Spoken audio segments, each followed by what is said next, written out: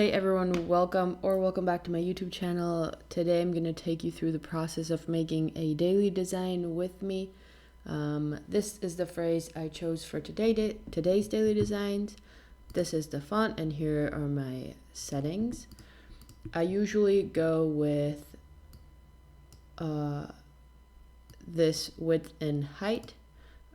They're in a 4:5 ratio, so that's a good size for Instagram posts. Now, where you see these blue guides, I made this area inside is the 180 by 180, so that's like if you go to my Instagram feed, that's the thumbnail or the size you're gonna see. Then if you click on it, you'll see the whole thing. But that's why I use them, to make sure that my design is inside this square, and outside of it I have my name, the daily design number, and the date, so that in the previews you're not going to be able to see that, but only if you click on the post, which is pretty cool. Now let's start right now. I'm going to duplicate my layer and hide this for now. I'm always going to keep it for later if I need it. Then I'm going to grab the smudge tool, which is one of my favorite tools. I'm just going to click and press OK. Now I'm going to duplicate it and just smudge it a little bit. Just click and drag to smudge. And then I'm going to select the other copy. And I'm going to smudge it a bit more. I'm going to make sure that I'm going to smudge my letters properly and just add a little bit more of a smudge. And I'm going to keep doing that. I pressed Command J to duplicate it, then select my bottom copy, smudge it a bit more.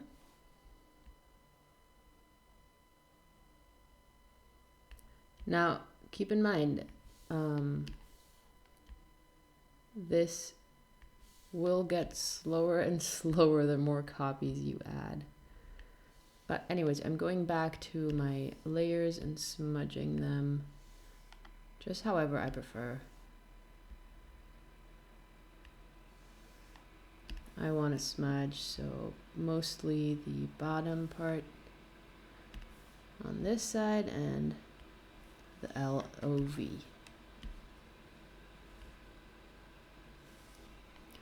I'm going to Command J, duplicate another time, and smudge some more. This is, it's not always the process that I use, but a good percentage of my daily designs are done this way. So with the smudge tool and by using this sequence. I'm going to hold down the shift key while I drag up to get a straight line. That's how I get my straight lines. So we have our text copies. I'm going to select all 4 of them, Command G to group them together. I'm going to duplicate them, and this I'm going to deselect, so it's gonna stay here. I can go back. I'm gonna convert this to a smart object, and I'm going to duplicate it, go to filter, blur. I'm gonna go to motion blur, and I'm gonna go with a 90 degrees, and I'm gonna give it a little motion. Just about like 40, not too much. Not something crazy, maybe 30. So that, look at the difference. Pretty cool. Then I'm going to add I'm going to try out some other blurs, maybe like a spin blur. Could be cool.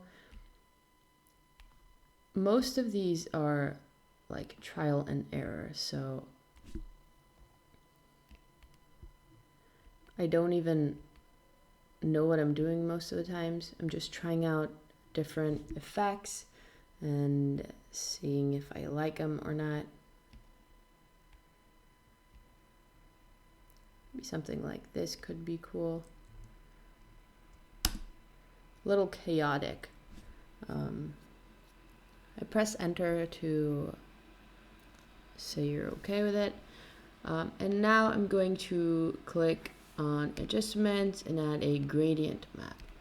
Now I have this premium gradient pack. I'm still finished working on it. I haven't finished yet, but this will be available for purchase soon. And these are all the gradients I use mostly in my designs. And I'm just basically gonna go through them and see what I feel like I like more for this design. Oh, this looks nice.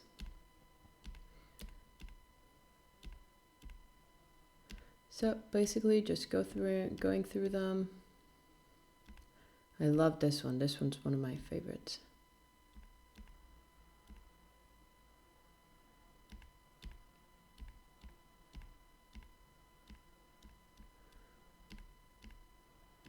Probably gonna go with this or this, but maybe something. Cool thing about gradient maps is that you can basically adjust them however you like. I love being able to do that. It's so, like, you can do so much with it.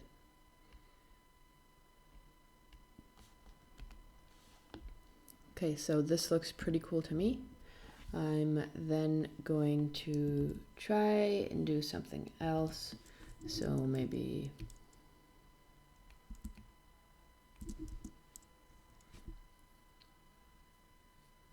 you're just changing the size of it, rotating it a bit. I don't know how that's gonna look, but oh, pretty cool. That's kind of nice. Maybe I'll lower the opacity a little bit.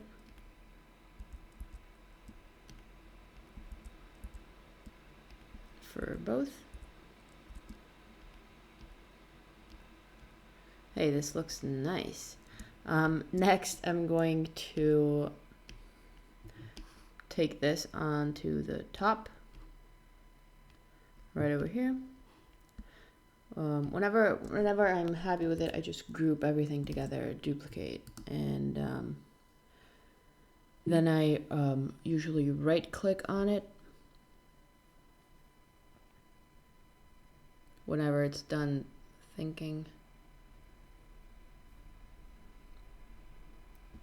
I usually always duplicate my groups, that way if I don't like where I end up, I can always go back. Since I'm rasterizing a lot and doing all this sort of destructive stuff, let's say I don't like this, I can just open up my group and have everything. I have my gradient map, I have my smart filters on there and everything. Yeah. Next, I like to add some grain, so I usually go to filter, noise, add noise. And I usually go with about like 5 or 8, depending on what I'm feeling. I'm gonna go with 8. And then I have a texture folder already in here with some of the textures I usually use. I'll show you all of the textures. Start off by the first one. This is a paper texture, so you basically crumple up a piece of paper, then you scan it, and you import it, and it's kind of gonna look like this. Now, since I have a black background and I want to keep it that way, black textures are gonna work better. So I'm gonna press Command I and invert the colors of my paper, so that's how you get that black look. And then just go through all the blending modes to find whichever one fits best. I kind of like the screen one, but I think it's too harsh. So I'm going to lower the opacity to whatever I feel fits best.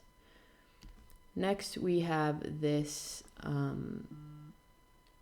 like dots, or it kind of looks like stars. That's why I like them. Just like a noise black texture. For this as well, you just go through the blending modes. I usually go with something with like lighten and screen, and I usually leave this at 100% fill and opacity, or maybe go to 90, but I usually leave it that way. I'll show you what this is. Now this is a half down texture. I made this, and I have a tutorial on how I made this. Just go look in some of my previous videos. Now that's a PNG file. I usually like to add a background to them. That's what I did now. I added a background. I'm then going to merge these two together, Command I to invert so that I get a black background. And then I feel like these are a little small, so I'm gonna press Command T and make them a little bigger. Something like this, I'm guessing, should work pretty cool. And as the other ones, just go through the blend modes and look whichever one fits best. I like to use soft light or sometimes like color dodge, but again, it depends on your design. And I usually like to keep these very subtle, so maybe like take the fill and opacity to 20%, and you can barely see it, but I feel like it adds that extra like texture. Then I have a plastic texture. This is another paper one, I think it was. Yeah, this is another paper one that I'm not gonna put in.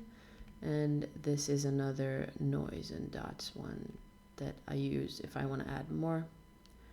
I think we can go without that. And yeah, that's basically all I do.